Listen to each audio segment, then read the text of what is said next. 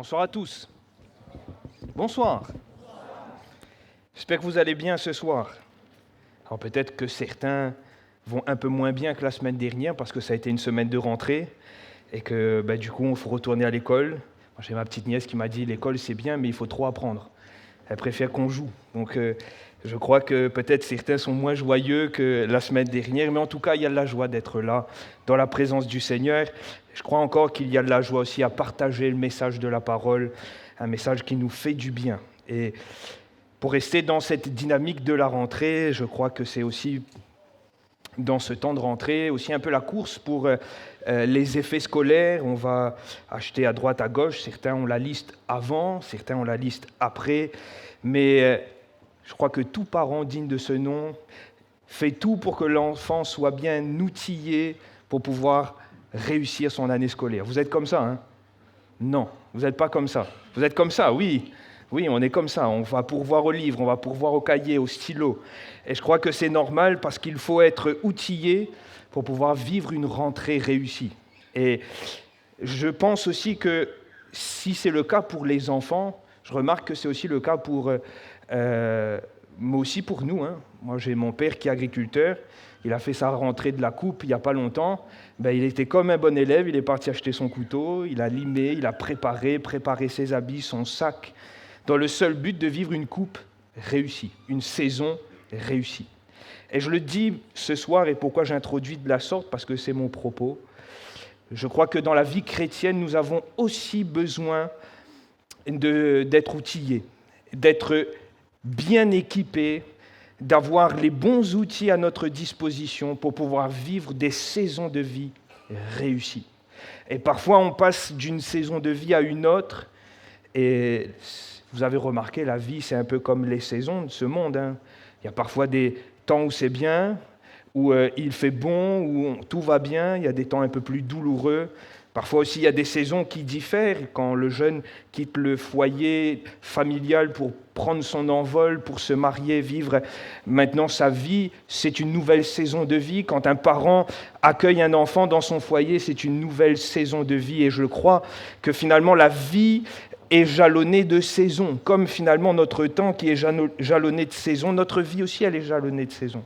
Et je crois qu'à chaque saison de notre vie, il est bon pour pouvoir vivre une saison réussie, une année réussie, un temps réussi, d'être bien outillé. Et mon frère, ma sœur, je ne sais pas par quelle situation tu passes, je ne sais pas non plus dans quelle saison de vie tu es ce soir, mais je le crois de tout mon cœur qu'il te faut être bien outillé. Amen. On va ouvrir la Bible et on va aller dans Éphésiens au chapitre 6 et on va lire le verset 10 et 11. Je sais que de suite, quand ceux qui sont habitués à lire les Écritures entendent Éphésiens 6, 10 et 11,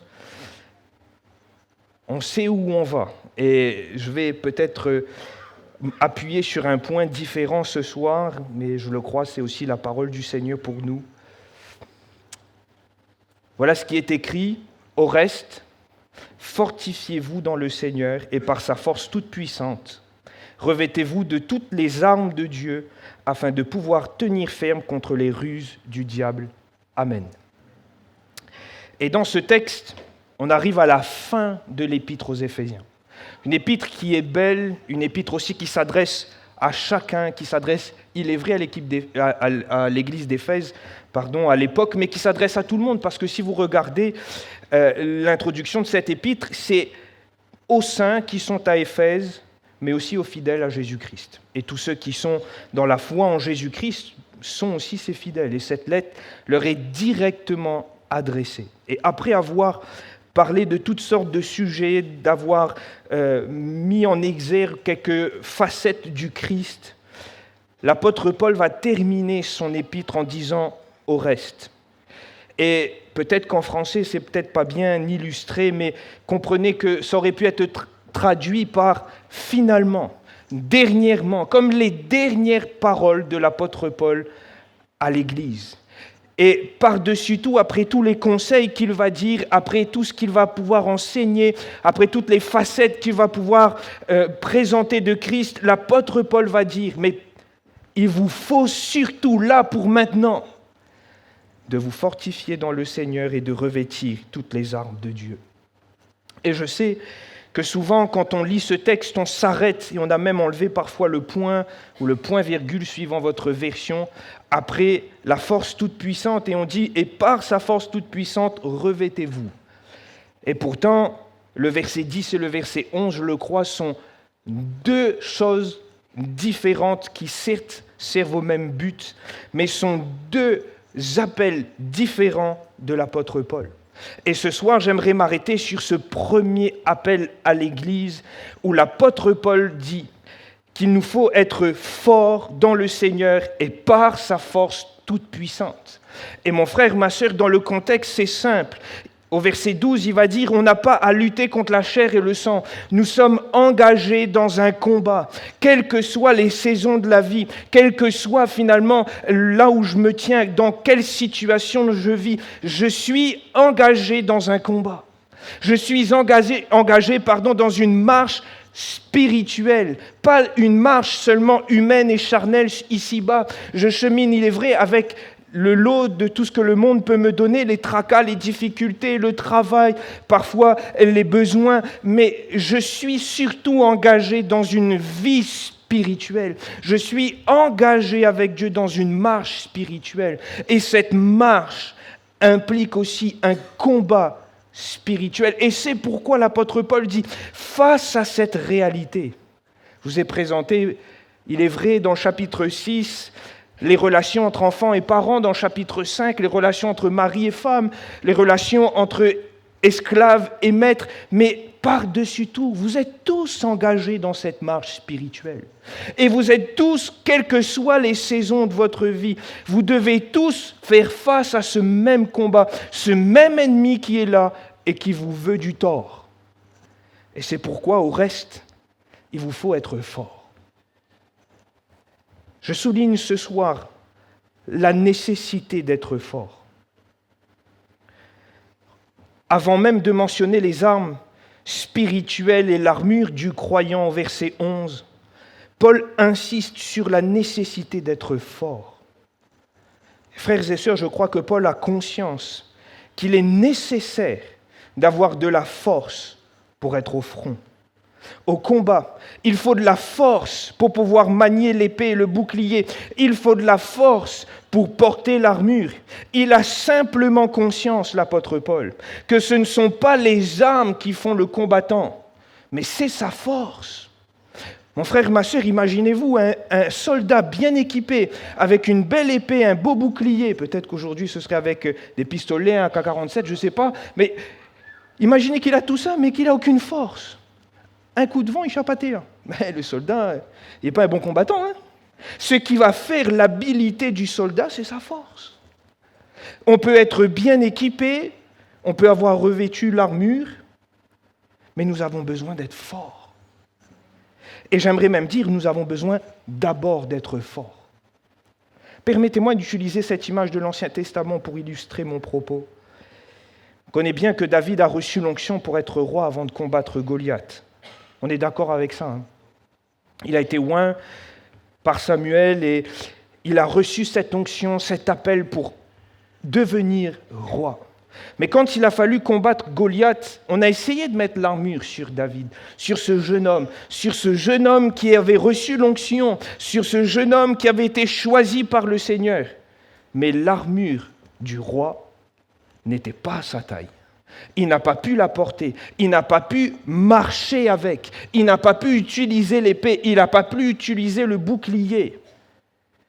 Et pourtant, cette armure, c'était l'armure pour laquelle il avait été oint. À ce moment précis de sa vie, David, il a dû combattre avec ce qu'il avait et avec les forces qu'il avait, en tout cas à ce moment-là, les pierres et dans sa gibecière et la fronde. C'est tout ce qu'il avait pour combattre. Mais pourtant, cette armure, quelques années plus tard, il va quand même la revêtir. Hein.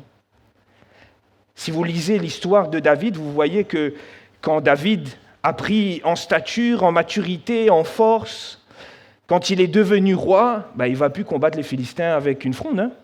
Il se saisit de l'épée, il a l'armure royale et il est au milieu des soldats pour la guerre. Et je veux juste vous faire cette remarque, c'est qu'au moment d'affronter Goliath, David n'avait pas la stature, la carrure pour porter cette armure. Ce qui a fait de David un bon combattant, c'était sa force, pas l'armure. Et pourtant, cette armure a été essentielle pour lui quelques années plus tard. Et de la même façon, mon frère, ma sœur, nous avons besoin d'être forts.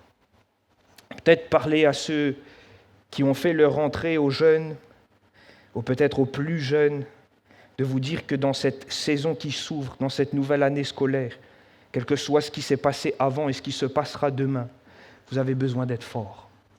Vous avez besoin d'être fort dans le Seigneur et par sa force toute puissante.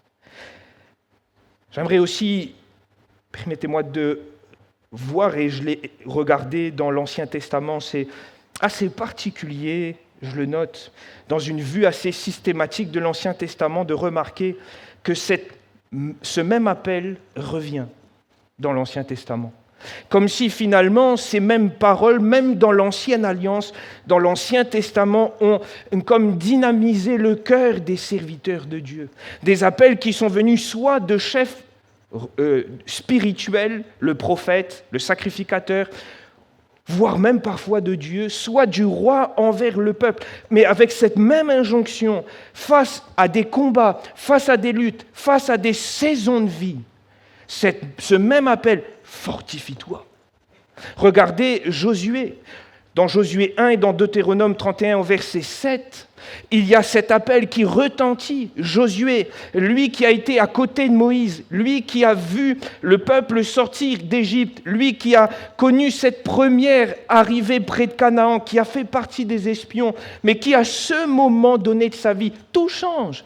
Il passe d'un serviteur parmi les serviteurs à celui qui va devoir être le berger, le conquérant devant le peuple. Et à ce moment de sa vie, imaginez-vous le cœur de cet homme qui a vu Moïse, qui a sûrement de l'admiration pour le serviteur qu'était Moïse.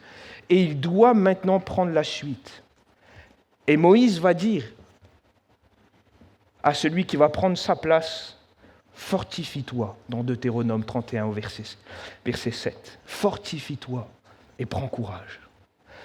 Plus tard, dans Josué au chapitre 1er, sûrement que Moïse n'est plus là, Dieu reprend les paroles.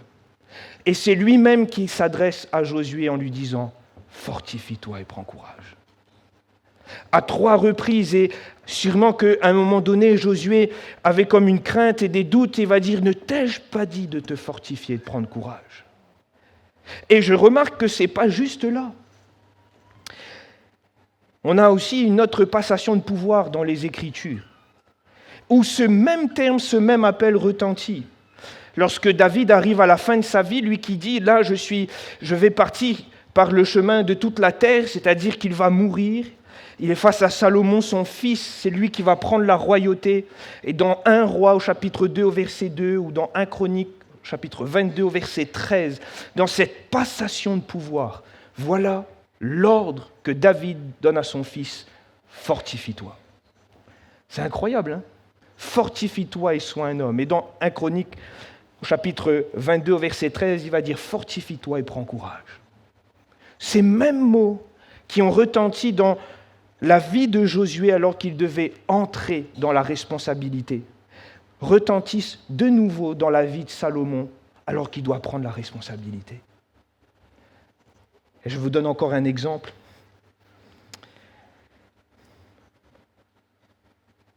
Dans le livre d'Agée, au chapitre 2, au verset 4, face à cet homme de Dieu, serviteur de l'Éternel, un peu découragé parce que l'ouvrage, il peine à le faire, il n'arrive pas à construire le temple, et le peuple pleure en disant que la gloire de l'ancien temple est plus grande, et avec des pleurs, le peuple n'est pas dans la joie, le peuple... Et il y a de l'opposition, il y a plein de choses qui sont compliquées. Et Zorobabel, il est fatigué. Il n'en peut plus, mais Dieu va utiliser son prophète et va dire dans Agée au chapitre 2 au verset 4, pour une nouvelle saison de vie, fortifie-toi, Zorobabel. Et mon frère, ma sœur, je remarque que finalement, même dans l'Ancien Testament, ces mêmes paroles retentissent. devant des serviteurs de Dieu, devant des hommes, j'aurais pu citer, il y a encore d'autres exemples, devant des peuples qui doivent franchir une saison, qui doivent entrer dans quelque chose de particulier, cette même parole retentit d'être fort. Et mon frère, ma sœur, c'est pour cela que je le dis ce soir, tu as besoin d'être fort. Tu as besoin d'être fort. Nous n'avons pas à lutter contre la chair et le sang. Nous n'avons pas à lutter contre des choses qui sont seulement humaines. Nous ne sommes pas enrôlés pour vivre seulement une vie ici-bas avec les bons jours et les mauvais jours. Nous sommes appelés à vivre une vie spirituelle, à progresser spirituellement. Nous sommes enrôlés dans un combat spirituel, une lutte spirituelle. Et pour cela, il est vrai qu'il nous faudra nous revêtir de l'armure et si cela plaît au Seigneur, on le verra demain. Mais il nous faut d'abord être forts. Alors, je sais que lorsqu'on entend « fortifie-toi et prends courage », le verset qui est juste affiché derrière moi, écrit sur le mur, vient parfois nous poser la question, oui, mais c'est écrit derrière qu'il faut, c'est pas par la force, pas par la puissance, mais c'est par l'esprit. Et en plus, ce texte, il vient même dans ce contexte avec Zorobabel.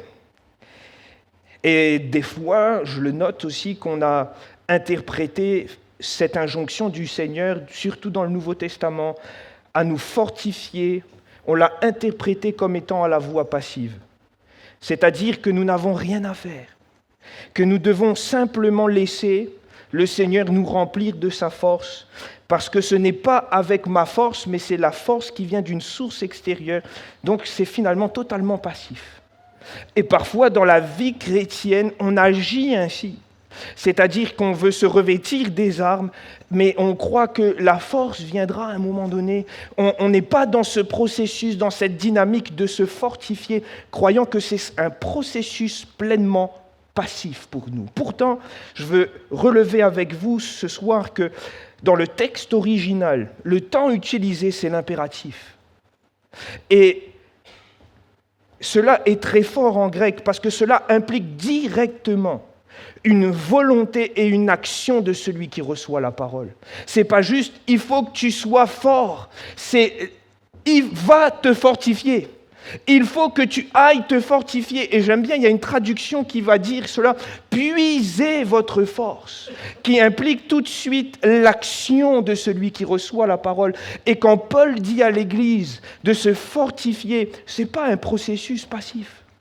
C'est une action, cela demande un effort, cela demande l'exercice de sa volonté, cela demande que nous puissions sortir parfois de nos conceptions, de notre zone de confort, afin d'aller chercher cette force qui me manque. Bien entendu, cette force n'est pas la mienne, cette force ne vient pas de moi, parce qu'on ne peut pas combattre avec notre force dans un terrain qui nous échappe, comme le terrain spirituel. On ne peut pas utiliser des armes charnelles dans un combat spirituel. On ne peut pas utiliser une force humaine dans une vie qui est spirituelle. Mais l'apôtre Paul ne se trompe pas. Il est bien question d'une action, mon frère, ma sœur. Il y a une invitation à chercher Dieu et à nous offrir à lui afin qu'il nous remplisse de sa force. Ce n'est pas passif. Mon frère, ma sœur, tu as besoin, peut-être ce soir, de nouveau d'aller te fortifier dans le Seigneur. De nouveau d'être dans ce processus, cette dynamique, d'aller puiser ta force dans le Seigneur. Comprenez que pour puiser, il faut agir, il faut aller. Il y a une action humaine, et je le crois, il y a une action humaine. Tout à l'heure, je vais développer un peu plus précisément ce point. Mais comprenons-le ce soir. Nous avons besoin d'être forts. Si nous voulons tenir ferme, si nous voulons tenir tout simplement dans la vie chrétienne, avant même de voir les ennemis, si on veut tenir dans la vie chrétienne, si on veut faire face à toutes les saisons, si on veut pouvoir avancer même quand ça ne va pas, si on veut pouvoir vivre la vie de Dieu, on a besoin d'être fort. Et cela implique que j'aille chercher le Seigneur et sa force. J'aimerais souligner avec vous que l'apôtre Paul, il nous donne la source dans laquelle nous devons puiser. S'il nous dit « puisez votre force », il nous dit aussi où il faut le faire, c'est dans le Seigneur. Il nous donne finalement la source dans laquelle il nous faut aller tirer cette force, la source dans laquelle il nous faut pouvoir puiser, trouver la force qui nous manque, parce que ce n'est pas une force humaine, ce n'est pas mes capacités humaines, c'est une force spirituelle. Celle-là, elle ne se trouve que dans le Seigneur. Mais je note aussi que l'apôtre Paul ne s'arrête pas en disant « puisez votre force ou fortifiez-vous dans le Seigneur ». Il rajoute « par sa force toute puissante ». Et je vous avoue que quand j'ai lu et relu ce texte, je me suis dit, et pendant longtemps je me suis posé la question, mais pourquoi ? Est-ce que c'est juste par effet de style? Est-ce que c'est juste pour mettre une emphase? Est-ce que c'est juste pour accentuer la force et la grandeur de la force du Seigneur? Mais en fait, cette formulation, cette succession de termes qui parlent de la force et de la puissance de Dieu, l'apôtre Paul l'a utilisée dans la lettre aux Éphésiens. Ce n'est pas la première fois qu'il parle ça. Il fait écho à quelque chose qu'il vient de parler dans sa lettre. Et si vous voulez, si votre Bible est encore ouverte avec moi, on va aller dans le chapitre 1er d'Éphésiens. L'apôtre Paul a parlé de cette force. Et c'est pour cela que s'il va donner plus de détails sur l'armure qu'on doit se revêtir, il est finalement très succinct sur la force. Parce que cette force est la source dans laquelle nous devons puiser, qui est le Seigneur. Et la grandeur de cette force, il l'a déjà exprimée dans le chapitre 1er.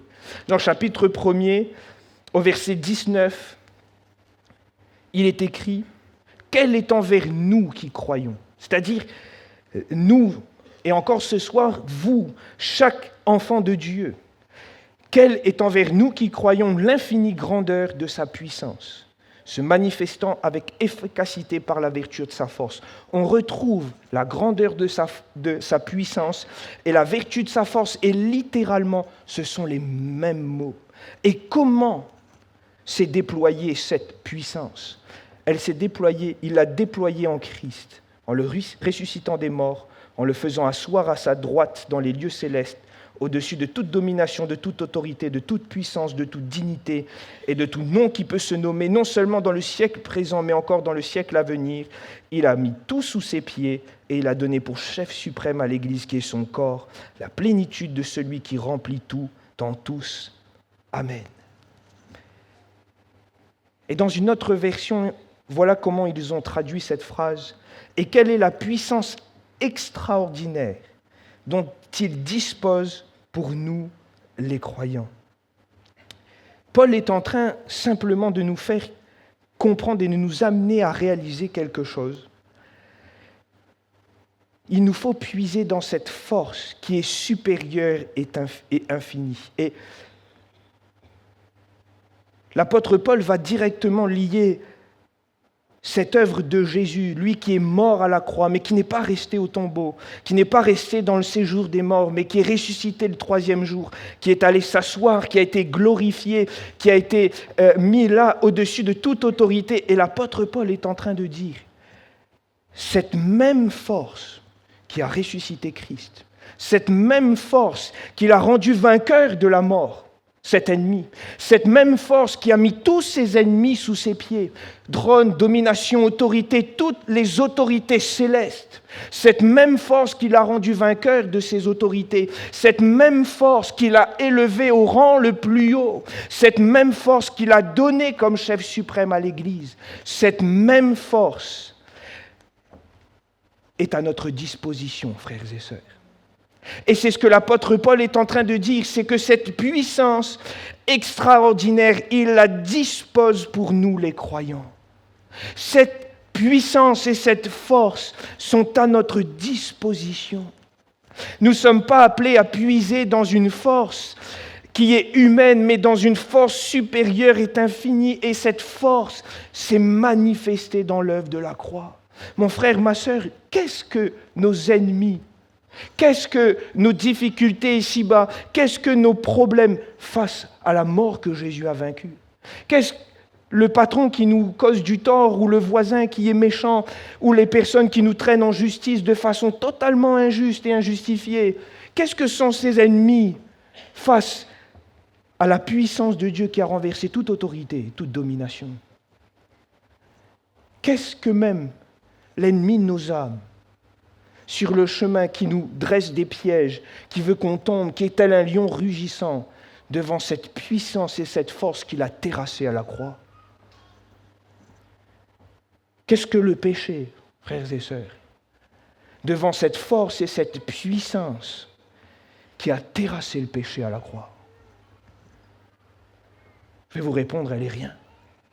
Parce que la force et la puissance qui a été déployée dans le Seigneur est suffisamment grande et infinie, supérieure et puissante pour nous rendre vainqueurs en tout. Et ce que l'apôtre Paul est en train de dire, à nous qui marchons dans cette vie spirituelle, nous qui sommes enrôlés dans ce combat spirituel, nous avons besoin d'apprendre à puiser notre force dans la force du Seigneur. Nous avons besoin d'apprendre, de tirer notre force dans cette puissance qui est dans le Seigneur Jésus-Christ. Pas dans nos propres ressources, mais dans ce que Christ a accompli. Et pour nous rassurer, pour nous montrer que cela est possible, que Dieu peut agir, que Dieu n'a pas changé, Dieu a déployé cette force en Jésus-Christ, montrant des miracles, des signes de son vivant, mais aussi ressuscitant Jésus, l'élevant au-dessus de tout et en terrassant l'ennemi de nos âmes. Mon frère, ma sœur, nous sommes tous appelés à puiser notre force en Jésus. Et c'est quand même incroyable de s'imaginer que cette force qui animait le ministère de Jésus, qui lui permettait de prendre autorité sur la tempête, qui lui permettait de prendre autorité même sur les esprits impurs en les chassant, de prendre autorité même sur les corps malades en déclarant que le malade est guéri. Cette même force, Christ l'a mis à notre disposition. Nous pouvons puiser cette force en lui. Et mon frère, ma sœur, on a besoin de le faire. On a besoin de se fortifier. On a besoin de puiser notre force dans le Seigneur afin de tenir. On ne connaît pas comment une année va être, on ne sait jamais comment une saison va être. Qui savait si quand l'hiver allait entrer à La Réunion, qu'il aurait fait si chaud comme ce soir et qu'il y aurait eu tant de pluie. Généralement, en hiver, il pleut moins. C'est en été qu'il pleut à La Réunion. Mais là, personne, on ne sait pas comment ça se passe. Et dans nos vies, c'est pareil. Des fois, on entre dans une saison de vie, dans une période. Qui sait comment ça va se passer? On ne sait pas.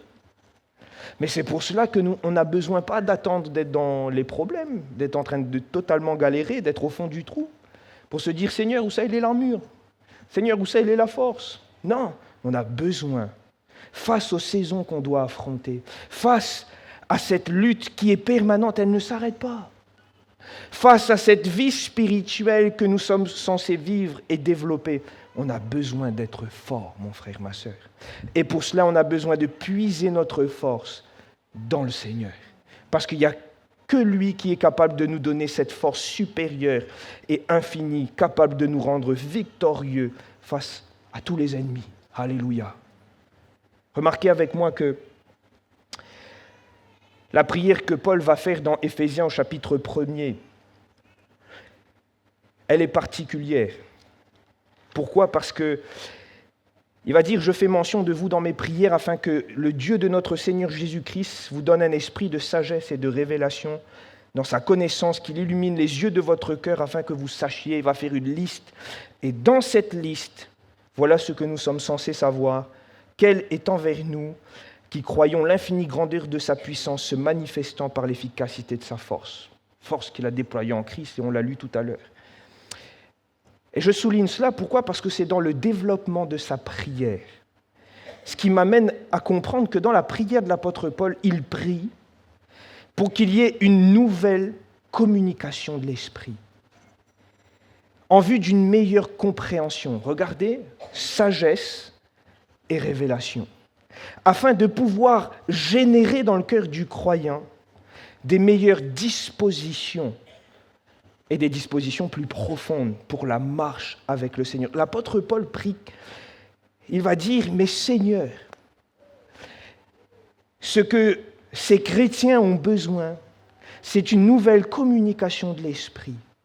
C'est que tu puisses illuminer les yeux de leur cœur, c'est-à-dire que tu mettes en lumière peut-être une vérité qui est jusqu'alors cachée pour le croyant, afin qu'il comprenne quelle est la grandeur de cette force qui a été déployée en Jésus-Christ. Et si je vous dis cela ce soir, c'est pour une raison toute simple. Comment se fortifier ? Eh bien, j'aimerais, pour rester dans le cadre de ces textes, nous avons besoin de cette nouvelle communication de l'Esprit. Nous avons besoin que le Seigneur nous donne cet esprit de sagesse et d'intelligence, qu'il mette en lumière ce qui peut-être pour l'instant est encore caché, afin qu'on arrive à voir et comprendre quelle est la grandeur de sa force, la puissance qui a été manifestée en Jésus, et qu'on comprenne que cela est à notre disposition. Ce n'est pas la parole d'un homme qui va le faire, c'est l'Esprit qui va pouvoir convaincre, illuminer les yeux de notre cœur, ouvrir notre intelligence afin qu'on puisse saisir cette force. Et c'est pourquoi, comment se fortifier ? Je crois que tout d'abord, on a besoin de cette action de l'Esprit. On a besoin que l'Esprit ouvre nos yeux.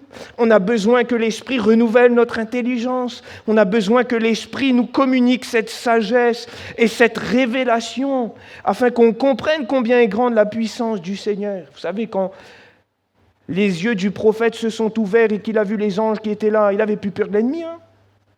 Son serviteur était un peu plus tracassé parce que ses yeux étaient encore fermés sur cette réalité présente. Et c'est pareil pour nous. Nous avons besoin d'avoir cette révélation du Seigneur pour considérer mais combien est grande la puissance et la force que je peux puiser dans le Seigneur. Alors, mes problèmes, mes difficultés peuvent être présents, mais je sais que mon Seigneur est tout-puissant et qu'il se lèvera. Et mon frère, ma sœur, je le crois, comment se fortifier ? Peut-être ce soir, c'est le premier sujet de prière que nous pourrions avoir, que le Seigneur nous donne cette communication de l'Esprit, qui nous révèle, non pas simplement à l'intelligence, mais qu'il vienne nous révéler combien est grande sa puissance. On a besoin de ça. On a besoin de ça parce que c'est ce qui va nous donner de la force. C'est ce qui va nous permettre d'avancer. Pour reprendre cette image avec le serviteur et le prophète, au moment où les yeux du serviteur s'ouvrent, il n'a plus peur. C'est fini. Il est conscient de ceux qui sont avec eux. Il est conscient que le Dieu du prophète, il est tout-puissant. Et à ce moment-là, ses yeux s'ouvrent. Il n'y a plus de crainte, il n'y a plus de doute. Il reprend courage, il reprend faveur. Pourquoi ? Parce que ses yeux se sont ouverts. Et mon frère, ma sœur, je prie ce soir que nos yeux s'ouvrent, afin que nous puissions comprendre combien est grand notre Seigneur. On le chante, on l'atteste, on le prêche, mais parfois, on a besoin que le Seigneur nous le révèle à nous. Dans l'intimité avec lui, dans le temps où on va le chercher, on a besoin que l'Esprit nous révèle combien est grand notre Dieu. Comment se fortifier ? Cela se fait par cette communication de l'Esprit. Cela se fait aussi par la parole et par la prière. Dans le texte et la version que je vous ai lue tout à l'heure, dit « Puisez votre force dans l'union avec Christ ».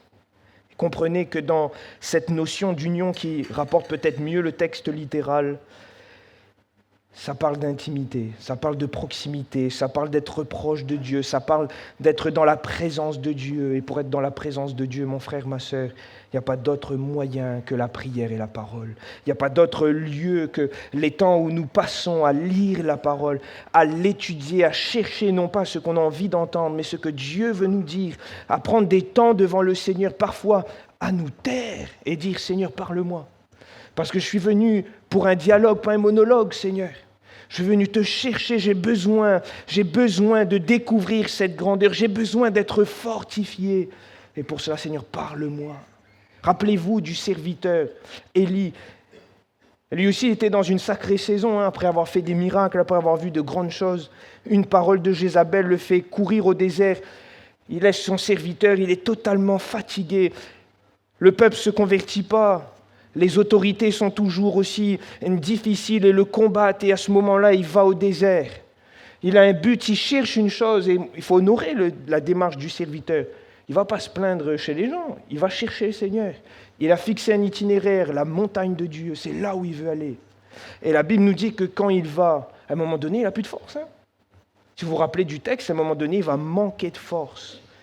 Et moi, je trouve qu'à l'image de ce pain qu'est la parole, le Seigneur nous donne une belle illustration dans la vie d'Élie.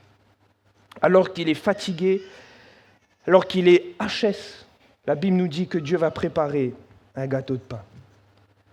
Et l'ange va le réveiller et va lui dire « Mange, parce qu'il te faut de la force pour aller à la montagne. » Et oui, il va vivre la révélation sur la montagne. Mais c'est par le pain que lui donne le Seigneur qui va être fortifié premièrement. Et oui, le Seigneur peut nous révéler par son esprit, en nous donnant cette communication de l'esprit, renouvelant notre intelligence, illuminant les yeux de notre cœur. Mais le Seigneur, il peut aussi, et je le crois, il veut aussi d'abord que nous puissions plonger nos regards dans sa parole. Parce qu'il nous fortifie en chemin. Il nous donne la nourriture dont nous avons besoin afin que nous ayons la force pour avancer. Et j'aime bien cette parole de Daniel, pour ne pas reprendre les textes que nous connaissons bien de Josué, où il est écrit que ce livre de la loi ne s'éloigne pas de ta bouche, comme si c'était lié simplement à le fait de se fortifier. Mais dans le texte de Daniel, le serviteur a cette révélation, il est dans le ciel et il tombe sur ses genoux parce que la révélation est trop grande pour lui. Et au chapitre 10, au verset 19, il y a cette parole du Fils de l'homme qui lui dit « Ne crains rien, homme bien-aimé, que la paix soit avec toi, courage, courage. » Et comme il me parlait, dit Daniel, je repris des forces et je dis que mon Seigneur parle car tu m'as fortifié. La voix du Fils de l'homme a fortifié Daniel. Et quelle plus belle image que finalement, nous voulons savoir comment être fortifiés. La voix de notre Seigneur nous fortifie. Et cette voix, nous pouvons l'entendre que dans l'intimité, quand nous faisons silence aux bruits qui sont autour et que nous cherchons à être présents là où Dieu est et là où Dieu seul est. Et là, nous pouvons entendre sa voix. Je voudrais terminer mon message, parce que le temps avance, avec ce dernier point. Point peut-être qu'on aime un peu moins. Mais dans 2 Chroniques au chapitre 15 et au verset 7, il y a ce roi qui va se fortifier également. Et il va tirer sa force dans quelque chose qui est peut-être étrange pour nous. Ce qui va le fortifier, c'est de faire le ménage en Israël. Il va enlever les idoles, il va renverser les autels. Et alors qu'il y a cette réalité, Dieu est en train de combattre le peuple à cause du péché, ce serviteur, ce roi, va se fortifier simplement en se mettant à sanctifier le peuple. Il va se fortifier en faisant le ménage. Et j'ai même remarqué que finalement, dans quoi nous tirons notre force ? Au plus, nous essayons de faire le ménage, de nous sanctifier. Au plus aussi, notre force augmente, parce que nous nous rapprochons de la voie qui nous fortifie. Nous nous rapprochons de celui sur qui nous pouvons compter, de celui en qui nous pouvons puiser notre force. Et il y a ce texte de Job qui nous dit au chapitre 17 et au verset 9, « Le juste, néanmoins, demeure ferme dans sa voie. Celui qui a les mains pures se fortifie de plus en plus. Celui qui a les mains pures, littéralement, celui qui se purifie les mains, se fortifie dans sa marche. » Et je le crois, frères et sœurs, comment se fortifier ? Oui, cela se fait par l'Esprit qui permet à renouveler les forces de l'homme intérieur, mais aussi qui nous renouvelle, qui renouvelle notre intelligence, qui nous donne cette communication afin de pouvoir saisir la grandeur et de pouvoir aussi venir puiser dans la parole et la prière, mais aussi dans la sanctification. On s'affaiblit quand on laisse le péché entrer. Quand on laisse le péché prendre place, on s'affaiblit quand nous ne sommes plus en train d'œuvrer à notre sanctification. Alors mon frère, ma sœur, je le répète, nous avons besoin d'être forts. Pour cela, on ne va pas aller en salle de sport, ce n'est pas là où on va tirer notre force. Mais spirituellement, il y a un lieu bien plus intéressant, un gymnase bien plus intéressant, c'est celui de la parole et de la présence de Dieu.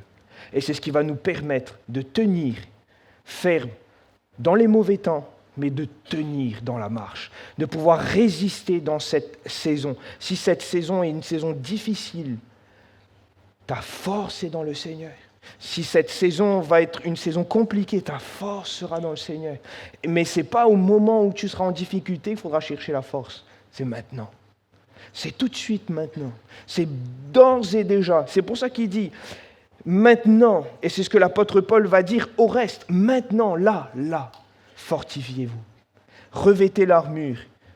Et quand viendra le jour mauvais, vous allez tenir ferme. Alléluia.